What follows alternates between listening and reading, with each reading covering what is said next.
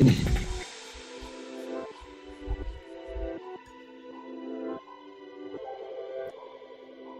afternoon, Tuscaloosa.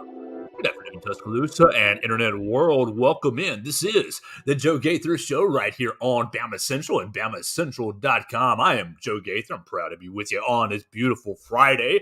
You guys are watching me on YouTube, on Facebook, on Twitter. You're probably listening to me on Spotify, on Apple Podcasts, and on Amazon Podcasts. Really, wherever you get your podcasts. We are a proud partner of BamaCentral.com. We love BamaCentral.com. It is the Sports Illustrated home of all things Crimson Tide. We want to encourage you guys to listen to our other Bama Central podcast. We got our friends and brothers and sisters, All Things Bama, with Katie Wyndham and Austin Hannon. They're going to be putting out a new episode fairly soon. And then we also have Blue Collar Unplugged with Blake Byler, Matthew Gibson, and Jacob Pickle. Jacob Pickle, the president of... the president of the NATO. It's March Madness. It's the old March Madness, Crimson Chaos. That's what it is. Crimson Chaos. Excuse me. The old March Madness, Mark Gottfried. The Crimson Chaos. Jacob Pickle is the new president of Crimson Chaos. So if you want really that inside student perspective, Blue Collar Unplugged is really a great place to check that out. Always all things basketball and all things Alabama basketball. Jacob Pickle pretty plugged in. Blake Byler, a great basketball mind, and Matthew Gibson right there with him. So check out those episodes of Blue Collar Unplugged and all things Bama on the Bama Central Broadcasting Network. As we said, I'm Joe Gaither. This is the Joe Gaither Show, and let's get this bad boy rolling today. First off, we want to go back and thank our guests this week. We had two great guests this week. We had Caden Jones, linebacker out of Arden, North Carolina. A ton of people watched that, and I want to thank everybody who checked that out and watched that. Amazing response to that, and I am truly grateful. Thank you, Lord, for everybody who got to check that out. If you didn't see it, you can watch it on YouTube. Still up on my Facebook and on my Twitter. It's on Bama Central's YouTube channel, the same channel you're looking at this program. And then you can listen to it on Spotify, Apple Podcast, and Amazon as well. So, and yesterday we heard from Giles Amos. Giles Amos, former Alabama tight end, still playing tight end in Mexico, Professional Mexico League, CDMX. Incredible. Rojo CDMX. And so it's great to hear from Giles Amos yesterday on the program. Really, he talked about his whole Alabama career, and he talked about his time playing at Arkansas State. Remember, he transferred out after graduating. He did graduate. Don't hold that against him. And so many people coming in the comments, oh, you don't want to work. No, he graduated. He did his duty at the at the capstone, and then went to Arkansas State, had a good year with the Red Wolves, and now is still playing incredibly in Mexico, CDMX. So really, really impressed and happy to hear from Giles Amos yesterday. So if you missed that yesterday, you can watch that again on YouTube, Facebook, Twitter, and listen to it on all the podcast playbacks. So what will we do today? It's Friday. We are going an hour early. Obviously, some of you guys are noticing that. I see a couple of you guys watching live. We appreciate you. I love you very, very much. It's Friday. We're going early. We're going to go at noon on Fridays going forward, just to accommodate the staff meeting. I want to make sure that I am present and accounted for with all our Bama Central friends as we recap the week and head back into and head into the weekend. No, it's only going to be on Fridays, Julian. Only on Fridays at noon, so that I can make a 1 o'clock meeting. Everything else is still going to be at 1. All right, so what are we going to do today? Let's talk. Look, no guest, obviously. Let's have an interesting conversation. Summer shows are always weird. First off, let's talk about it. Yesterday, oh my gosh, I'm watching on ESPN at 8 p.m., 8 o'clock, prime time. It's time to watch some sports, time to wind down. What is on the ESPN family of networks? Pickleball. Pickleball World Knife Throwing Championships and UFC promos. All right, first, I do like UFC, but I don't need the promo. I know who's fighting this weekend. I don't need to watch the 30-minute backstory biography. But World Knife Throwing and Pickleball, is that the world we're in right now, ESPN? Awful, awful, awful. So let's get creative today. And talk about the Alabama offensive line. We all love Alabama football, so that seems like a great place to start. And I believe that Alabama's biggest question mark on offense is not who plays quarterback this year. I think the biggest question mark on offense is who is going to play left tackle and will they play it effectively? Will it be, I mean, really, you look at the offensive line and you kind of put it in the same concept, the same framing as Nick Saban. No. What is pickleball? Pickleball is like tennis, Miss Julene. It's like tennis, but it's on a smaller court. It's like if you took ping pong and you took tennis and you found a middle ground, it's like that. It looks like tennis, but on a smaller court. Yes, pickleball, like the veggie, but it's a ball. It's like a tennis ball, but it doesn't bounce as far, and the court is much smaller. But it's not a professional sport. It's not anything that there's any stars for. Miss Julian chiming in on the Facebook comments, asking what pickleball was, and you can chime in on the Facebook comments anytime, and we will address you guys. And we appreciate everybody who's watching and listening on the live, on Facebook, on Twitter, on YouTube. Absolutely. But yeah, as I said, I don't think the biggest question mark that's coming up here is who's going to play quarterback. I think Alabama has at least three competent quarterbacks, three quarterbacks who can win games for the Alabama Crimson Tide. The biggest issue, I think, is the offensive line. And really, you go back in the context of the spring. Go back in the context of spring and you said, oh, this is Nick Saban's most important offseason ever. This is Nick Saban's most important offseason in his time in Tuscaloosa. We remember you lost Pete Golding. You lost Bill O'Brien. You guys can argue whether those are good or bad things. I'd probably say a little bit good. But really, you move on from Bill O'Brien and Pete Golding. You lose Bryce Young and you lose Will Anderson. That's obviously a negative. Come on now. And you lose Jordan Battle. You lose Henry To'oTo'o. You lose leadership at all three levels of your defense. But you also lost a lot on your offensive line. I know a lot of people maybe were upset or not very happy with the production of the offensive line really over the last 3 years, 2 years especially, but really over the last 3 years. Last year better than 2 years ago, 21. Well, 21 was not good offensive line-wise. You can just ask Brian Robinson. Brian Robinson ran his tail off behind that 2021 offensive line. He was meeting tacklers in the backfield all the time. People were maybe getting onto Brian Robinson's case for not breaking away, but goodness gracious.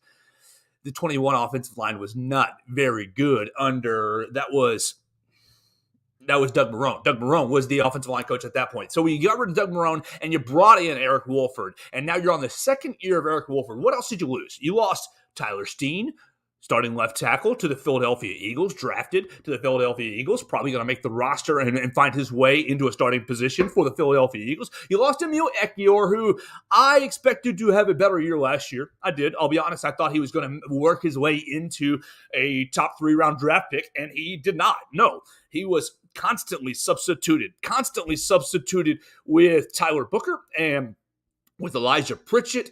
He was constantly substituted in and out of the lineup last year, and ultimately ends up being an undrafted free agent with the Indianapolis Colts. I think he'll probably make the roster right there. He's a good player. And Kendall Randolph, you lost Kendall Randolph. He is now an undrafted free agent to the Seattle Seahawks. Some people say maybe that's not a loss. Kendall Randolph, I really appreciate all the time you worked at Alabama, but maybe never really had a true positional fit. Never really was a real left tackle, couldn't get big enough for that, and never really was a tight end. Now, we heard Giles Amos yesterday talking about the blocking tight end, and he fulfilled that role very well. He fulfilled that sixth offensive lineman very, very well. But, I'm not really sure that when you lose these guys, you look at Tyler Steen, Emil Ekiyor, and Kendall Randolph, and you say, is that really a loss? Is that really a negative for Alabama? Nah, I mean, of course, you lose experience. It's going to be a loss. But I think you have an opportunity to retool this offensive line, to reshape this offensive line. And I think that really it's going to be a position of strength for this coming up season. Look, you have Eric Wolford coming into his second year. And look, I'm going to just go right from right to left. My projections. Well, first I'm going to read ourlads, ourlads.com. If you don't look at ourlads.com ever, it's Dan Shanka's website. And I love it. Ourlads.com, Ourlads. And really all I do is type in Ourlads, Alabama, Ourlads, Georgia, Ourlads, Chicago Bears, and I pull up depth charts, and really they do a great job organizing what will be the Alabama Crimson Tide team. Now, right now, it's all projections.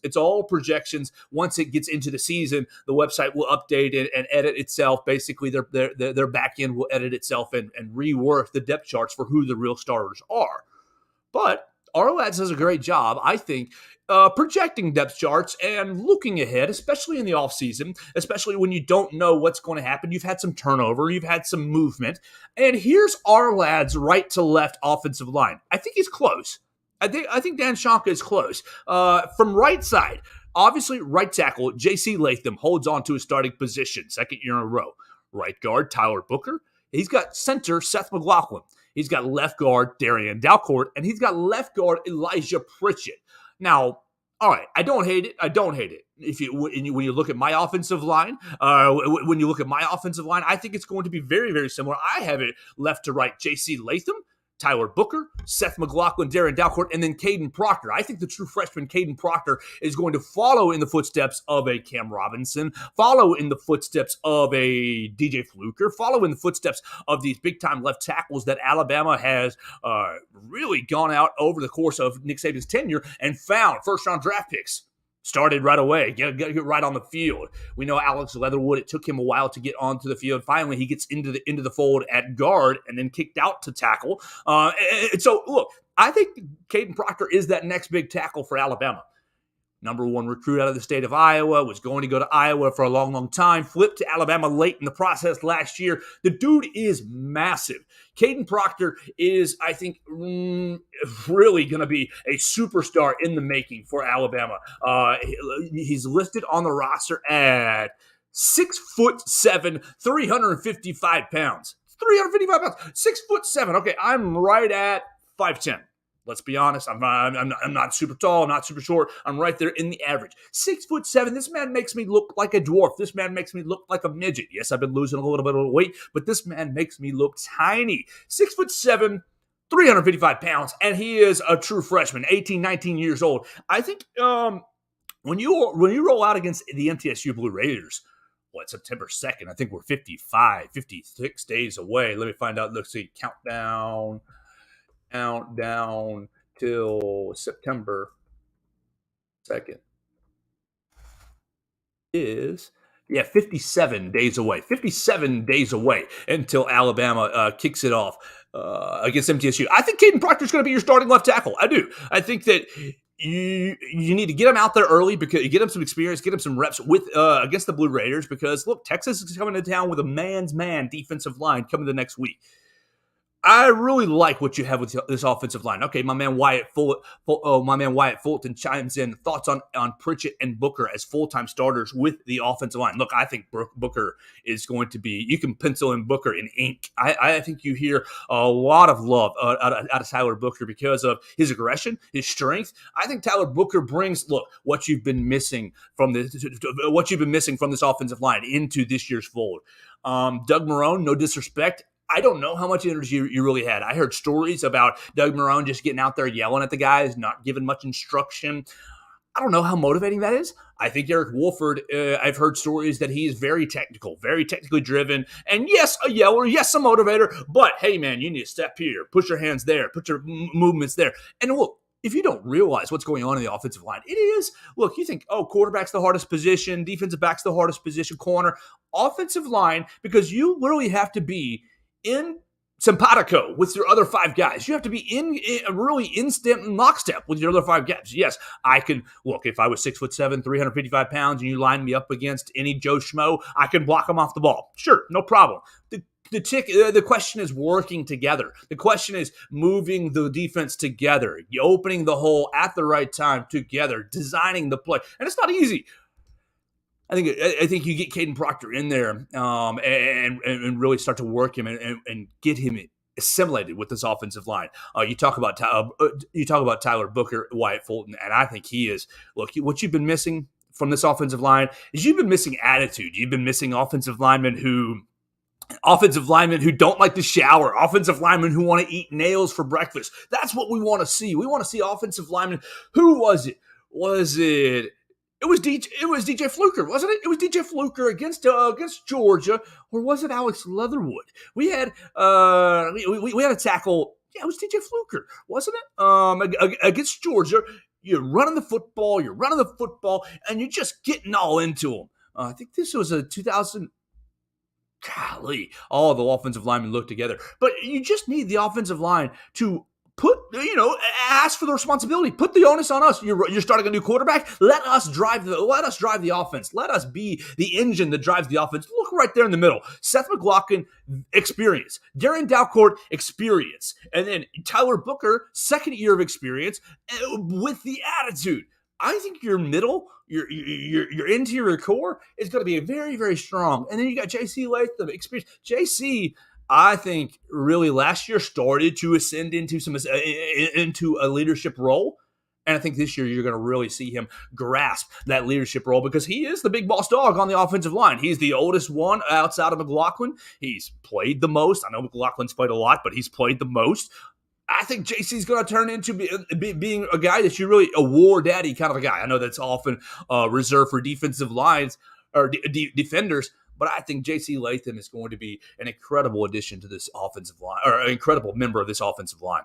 Look, you go through, I like what you see with the offensive line because after you go through the first five, as I said, my first five is going to be J.C. Latham, Tyler Booker, Seth McLaughlin, Darren Dalcourt, and then Caden Proctor from right to left. You look for after the first five, there's still a lot to like behind it. Let's say, God forbid you have an injury.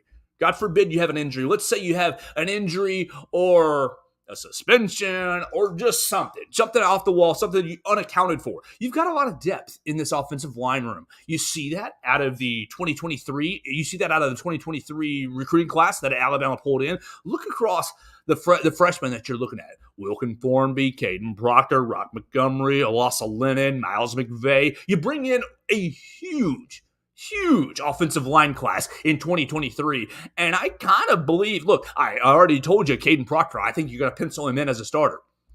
I'm really excited about Miles McVay. I think Rock Montgomery and Alasa Lennon and Wilkin Thornby will take some time to develop and take some time to grow. But I think you have really hit on character guys who have great frames, who want to play the position of offensive line. Want to get nasty. I think Seth McLaughlin is one of those nasty boys as well. Look, Seth McLaughlin, I think a lot of people get stuck on looking at his little profile picture, the smiley boy. He kind of looks like just a pudgy, happy fella. But I think that you've seen Seth McLaughlin utilize his size. I mean, yes, he's a little undersized center, but man, his technique, his height, his hips his hips after the snap, I think is what you're going to see, is the reason you're going to see Darren Dalcourt playing left guard. You're not going to see Darren Dalcourt taking snaps. But look, if McLaughlin goes down or if McLaughlin ends up getting run over or getting outmatched, there's a lot of options that you can do. You can bump Darren Dalcourt into the center position, and then you can bump Elijah Pruitt down into the left guard position, keep Caden Proctor at left tackle. Look, you want to do that? Cool. Or you'll have James Brockermeyer backing up the center position as well. You've got a lot of offensive line options for this with this Alabama team. That's probably my only concern. Last year, I felt like when I was watching Alabama throughout the entire year, I thought throughout the entire year, Alabama was experimenting because you saw Emil Ekiyor going in, going out. You saw Tyler Booker going in, going out. Obviously, I think Elijah Pritchett was dealing with a pectoral injury at the beginning of the season, but you saw lots of rotation happening on the offensive line. Kendall Randolph going in, going out. And so I felt like last year's offensive line was always experimenting, looking for the right five, looking for the group that's going to drive the offensive line, or drive the Alabama offense. Now, here's something that will blow your mind. If I told you last year the Alabama offense passed the ball at a 51% clip, would you believe me? Would you not? Well, it's true. Alabama passed the ball at a 51% clip. I mean, a lot of people, you talk about run-to-pass ratio. Last year's offense really was driven by Bryce Young. Look, we all know that Bryce is the man, and we were looking for more production out of the wide receivers. We were looking for more help out of the offensive line. We were. This year, I think you're going to get back to, oh, goodness gracious. Turn your phone off, Joe. I think you're going to have that flipped a little bit more. I think you're going to see the Alabama fans get happier as it's probably going to be 55-45 run to pass. And I think it starts with the offensive line. I'm really excited about this line, mainly because I think I'm really excited to see Eric Wolford work together with Tommy Rees. I really think the play-action passing game is going to be absolutely deadly. And I think you're going to see A lot of people get lulled into, okay, sucking guys into the box, sucking guys to the box. They don't have a quarterback. He can't make a play, blah, blah, blah. Because I think it's going to be Jalen Milroe to get going. And, he can't throw the football. I think you're going to suck a lot of guys into the box to stop the quarterback run, to stop Jace McClellan, to stop Roydell Williams, Justice Haynes, and Richard Young. By the way, Richard Young, congratulations. Academic Athlete of the Week for Alabama football. Great job. I think you're going to see a lot of guys pull into the box. But what's going to happen is you're going to get the play-action game really rolling, really going. I think Malik Benson over the top is going to be extremely deadly. I think I've already said that. I think he's going to match Jameson Williams' yards per catch because I think he's going to be that deadly. Now, I don't know if he's going to be utilized as often as Jameson Williams was, but I think that, hey, man, when we need a big play, when we need to hit a bomb, it's going to be Malik Benson. So, look, I'm excited about the offensive line. I'm really, you're on a little bit of a trend where the last couple of years have not been good. Last year was better than 21. 20 was obviously amazing. You go to the national championship game and dominate Ohio State. 21, not so good. You were turning over a lot from 20. You're still kind of turning over a lot from 21 into last year. I think you're really starting to build a foundation, or really starting to gain a foundation. Look across the depth chart of the offensive line. You see freshman, sophomore. You see a lot of youth in the offensive line with select leadership, with select seniority. J.C. Latham being one of the elder statesmen, along with Seth McLaughlin and Darian Dalcourt. You see McLaughlin, Dalcourt, and Latham being the old guys, leading a lot of the freshman, sophomore, all over the place. And I think that will trickle down, and really have a strong effect on the offensive line. And look, everybody's focused on who's going to play quarterback. And rightfully so. But I think that really once you get the 5 guys up front settled, once you get these 5 guys are going to be our guys, and they start to understand how to play together, they start to really gain that chemistry, that 5 fingers, 1 fist, 5 fingers, 1 fist, big punch. Everybody works together. Alabama offense is going to be rolling. I'm really excited about this Alabama offense. I think a lot of people are probably concerned that Alabama is not going to be as effective offensively this year. Maybe you're not going to see as many big plays. But come on, it's Bryce Young versus you lose Bryce Young and you're replacing. Of course, you're not going to see as many big plays. You might see the same big plays, just in different styles. I think you're going to see a lot more home runs. I think you're going to see a lot more long passes over the top. I'm really looking forward to seeing Tommy Rees's offense. And it all starts with the offensive line. Let's not forget that that's where every play starts. Everything starts in the trenches. You want to have Jalen Milroe be successful. You want to have Ty Simpson, Tyler Buckner, Eli Holstein, or Dylan Lonergan have some success. You keep the defense out of their lap. Give them some space to work. Give them some time to work. Give them some time to read, to decide. Slow the game down by having an effective offensive line. All right, so that's my thoughts on the offensive line. You can chime in on Facebook, on Twitter, on Instagram, at Joe Gaither6, on anything that you want to see. Follow me at Joe Gaither6. Tell a friend about the program. We've had a great week so far of listenership, and I really appreciate everybody, all the new listeners who have checked us out on BamaCentral.com. Read BamaCentral. It's the Sports Illustrated home for all things Crimson Tide. Look, we got a great team. Austin Hannon, Katie Wyndham, Chris Walsh, everybody working hard. Blake Byler, Matthew Gibson, Edwin Stanton, everybody working hard to bring you all things Alabama Crimson Tide. So check out BamaCentral.com today. All right, so I got 2 more topics because it's a Friday. I mean, it's the summer. I've got 2 more topics that I want to get into for the day. First, you want to stay football first or basketball? Football. We'll keep it on the football stuff, and then we'll go into basketball. Football news, small football news. Yesterday, it was announced that, the Gump father, we love you, Mark Ingram. Forever may you reign. Heisman Trophy winner, the original Heisman Trophy winner, the bronze statue. Mark Ingram is retiring from the NFL. Congratulations, Mark. Unbelievable career. 12 years in the NFL. After 3 amazing seasons at the capstone. I'm getting chill bumps thinking about it. I really am. I'm not. This is not hyperbole at all. I'm getting chill bumps thinking about Mark Ingram. Mark Ingram, golly, the Gump father indeed. You know, people talk about, he didn't deserve to win the 2009 national championship or the 2009 Heisman Trophy because they were just looking to give it to a best player on the best team. Mark Ingram was the heart and soul of the 2009 team. I mean, yes, you have the offensive line really was amazing. The defense was incredible as well. But Mark Ingram just putting the team on his back whenever Alabama needed it. You think about the screenplay against Florida. You think about the national championship run against Texas, falling into the end zone, giving the point up to the sky. You think about Mark Ingram crying, getting his Heisman Trophy. That's what I do. I think about how much that meant to me as a student still at the capstone to see. Oh my gosh, one of my peers getting honored as the best in the nation. And now you've had 3 more Heisman trophies after that with Derrick Henry, Devontae Smith, and Bryce Young, and now it's kind of old hat. But man, what a career for Mark Ingram. Congratulations. You end up with what? The Saints for a handful of years, the Texans as well. What's Mark Ingram going to do? He's leaving football, sort of. He's leaving active football to go to Big Noon Sports, Fox Sports. He's going behind the desk. And if you know anything about Mark Ingram, and I'm sure if you're watching the program, you do know a lot about Mark Ingram. You know he's going to be great behind the desk. He's going to be excellent, really analyzing football. He's going to bring a lot of energy to that show. He's going to bring a lot of excitement to Big Noon Sports. My only kind of like, oh man, my only detraction is, look, he's going to be doing a lot of Big 10. He's going to be doing a lot of Big 12.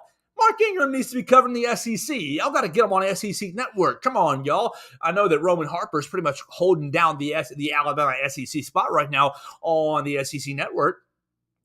But come on, Mark Ingram doesn't need to be covering the Big 10, doesn't need to be covering the Big 12 or the Pac-12 like he's going to be doing for Fox. Got to get him on the SEC. Got to bring him into the covering the SEC. And I'm sure that after a couple of years, he's probably going to find his way onto a bigger network, into a bigger role. Mark's great. He did a great job with Crimson Tide Sports Network. I think last year he did a little bit with Crimson Tide Sports Network as the guys were as they were kind of rotating the sideline spot throughout the whole year. They rotated the sideline spot because Rashad Johnson got himself a coaching job, and so they found a lot of different sideline guys. They saw Christian Miller, my friend Christian Miller, Mark Ingram, and Corey Reamer pretty much rotate that sideline spot. So congratulations, Mark Ingram. What a career. What a career, what a time, what a great, cannot think of any better ambassador for the University of Alabama than Mark Ingram, honestly. And for Nick Saban to have a player like that right there in his first part of his tenure. I know a lot of people talk about Julio Jones, and Julio gets a lot of credit, as he should. But Mark really just the lifeblood, I think, and really, the father of the Nick Saban running back. Yes, Glenn Coffey was already here and had a great year in 2008, but really, Mark Ingram began Nick Saban's going to go out and recruit a big time running back and turn them into superstars and put them into the NFL, and you've seen that over 15, 16 years, and you're going to see that again this coming up season. All right, last topic for the day, and I really appreciate everybody listening and watching us on all the various platforms. We're on Spotify, we're on YouTube, we're on Facebook, Twitter, Apple Podcasts, and Amazon as well. Find us, The Joe Gaither Show, on BamaCentral. Look, last topic, and it's on Brandon Miller. We've talked about Brandon Miller. We hit him on Wednesday. We talked about his Summer League debut. It was not good. Oh, well, it was meh. The second game on Wednesday was actually not good. The second game on Wednesday was pretty rough. And the NBA fans, the NBA circles are starting to question and get on to Brandon Miller. I'm going to repeat exactly what I said on Wednesday. Don't worry about it. It's Summer League. It's no big deal. First off, look, he's playing a little bit out of position. He's playing a little bit out of position in Summer League because he's one of the only players on the Charlotte team that's actually any good. He's playing with a bunch of scrubs who will not make the NBA roster. He's playing exhibition. Now, look, let's go over it. And in 2 games, Brandon Miller's racked up 15 personal fouls. You get 10 fouls a game, so he's almost fouled out both games. 15 personal fouls. He's scored 24 points, 9 rebounds, 10 assists, 10 turnovers, and he was only 6 points on Wednesday night. Now, go back to the very beginning of the show. We hit on how ESPN had terrible programming last night. You had nothing to watch. You had bleeping pickleball. You had knife throwing championships, and biographies on Ultimate Fighting. Tonight, you're going to have better options. You're going to be able to see Brandon Miller. And I'm going to be watching Brandon Miller. I encourage you guys to watch him as well. 8 o'clock on ESPN. 8 o'clock on ESPN, right there on the mothership. He's going to be playing against Victor Wembanyama, the number 1 overall pick. Victor Wembanyama is making his Summer League debut. He's kind of sat out the first couple of games, getting his legs under him, kind of getting used to everything. Obviously, Victor Wembanyama is the major superstar. But you're going to be able to see Brandon Miller tonight, again, his 3rd Summer League game against Victor Wembanyama. So a lot of eyes are going to be on the game. Look, I think Brandon is a little bit getting used to the NBA speed, and that's part of it. That's part of being a rookie. I think that Brandon Miller is playing with a lot of guys who he will never play with again. Look, LaMelo Ball is not out there. He's going to be the court, the spacing on the court, the opportunities for Brandon Miller will look a lot different when he's playing with Terry Rozier and LaMelo Ball. I mean, it's simple. It's simple. The defenses are focusing on Brandon Miller because he's the only player out there for the for the Hornets. Yes, they got Nick Smith Jr., and he's a good little player. He obviously fell a first-round pick. But I am not worried about Brandon Miller's Summer League performance. You're going to have to Brandon Miller's going to have an arm fall off for me to worry about his Summer League performance, for me to worry about what he is going to be as a professional. Look, let's all put it into context. The Charlotte Hornets are a bad franchise. Period. They're a bad franchise. They've been a bad franchise my entire life, honestly. My entire life, they've been a bad franchise. And so to expect Brandon Miller to walk right in and to have success is, I think, a little bit foolish. I think a little bit I think a little bit expecting too much from the young man. He's not going to go in there and turn him into the Miami Heat, turn him into the Golden State Warriors, turn him into the reputation of a winning franchise. It's going to take some time. And you cannot judge the man off 2 Summer League performances when he's playing with a bunch of scrubs who literally, the GMs are just out there trying to see who do we like? Who do we want to keep on our G League roster? Who do we want to offer 2-way contracts to? He's literally out there playing pickup ball. I mean, it's a little bit more than pickup ball. It is. I'll be honest. That's hyperbole. But look, Brandon Miller's, the shot's going to come. So today, I'm going to leave early. I'm going out. We're doing the show early. I said I was doing it at noon so I can get to a staff meeting at 1 o'clock. I lied. I'm flying out to Las Vegas to watch Brandon Miller versus Victor Wembanyama out there at UNLV, 8 o'clock on ESPN. That's going to be a lot of fun. We're going to be watching it on the social medias, and I'm going to be, look, do I want Brandon to play well, to hush everybody up? Yes, I do. I want Brandon Miller to go off for, 35 tonight, 35, 10, and 10. That'd be amazing. The fact of the matter is he's not going to do that. The fact of the matter, he's not going to get the opportunities to do that because he's playing with a bunch of bums. Charlotte's roster, let me just pull this real quick. Charlotte's roster already through right here, Brad. Through Summer League, you've got Brandon Miller and Nick Smith Jr. as we've outlined, obviously. McGowan's, Jones, Caden Jones, JD Bouknight. Look, none of these names are going to make the NBA. None of these names are going to be in the league. And so I think, look, it's going to be just fine for Brandon Miller. It's going to be A-okay for Brandon Miller. Give him some time. Give him some patience. What you're seeing right now is the gotcha culture. What you're seeing right now is the social media culture of, hey, man, as soon as we can react to something, as soon as we can call somebody a bum, as soon as we can call somebody trash, we're going to do it. Because, honestly, let's be honest, a lot of people are unhappy with their own lives, so they can get off on, calling other people a bum. A lot of people are unhappy with their own performances, their own standing. So, hey, man, he stinks. He's overrated, and people still believe. I think a lot of people still believe that Brandon Miller was more involved in the Jamea Harris case than not. So he gets a lot of criticism for that. So look, Brandon's going to be just fine. You wait till he gets out there. Wait till he gets out there in real NBA action with LaMelo Ball, with Terry Rozier, with real NBA players. Do I think the Charlotte Hornets are going to be playoff bound? No, I don't. The Charlotte Hornets are going to be bad for until they get another piece or two. Brandon helps. Brandon absolutely helps. But the Hornets are not going to be a good franchise until they actually get more pieces, depth up front, depth in the backcourt. And Brandon will help, but all this hate is undue, and all this hate is really just people. I think people just bored. People just bored and That's what it comes down to. We're going to jump on social media and say, I told you this kid stinks. I told you this kid's no good. Oh, look, I told you we should have drafted Scoot Henderson. That's what it's all about. A lot of Charlotte Hornets fans wanted Scoot Henderson, but I think at the end of the day, they're going to be happy when they have Brandon Miller. Just give him a little bit of time. Just give him a little bit of time. That's all you need.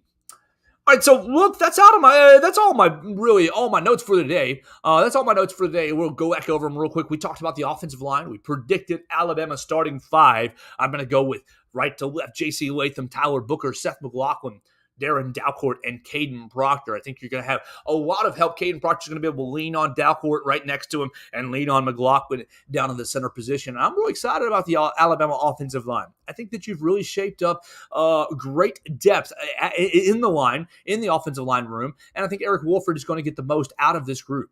I think Tommy Rees is going to enable this group to excel. Because you're going to play not a lot less, but you're going to play less RPO. You're going to have a lot more called run action. So I'm excited about the physicality returning to the Alabama offensive line, and I think you're going to see the running backs really benefit because of the physicality. And I think whoever's playing quarterback, whether it's Milroe, whether it's Simpson, whether it's Lonergan, whether it's Buckner, whether it's Holstein, any of them are going to really be able to play well because of the style and scheme that Tommy Rees plays, along with the performance and execution that the offensive line brings. All right, so we hit on the offensive line. We basically set up all of our starting 5 offensive line and kind of gave our thoughts on what the season will be. We talked about Mark Ingram retiring. Oh, the Gump father, we love you. I appreciate you. What would Alabama be without you?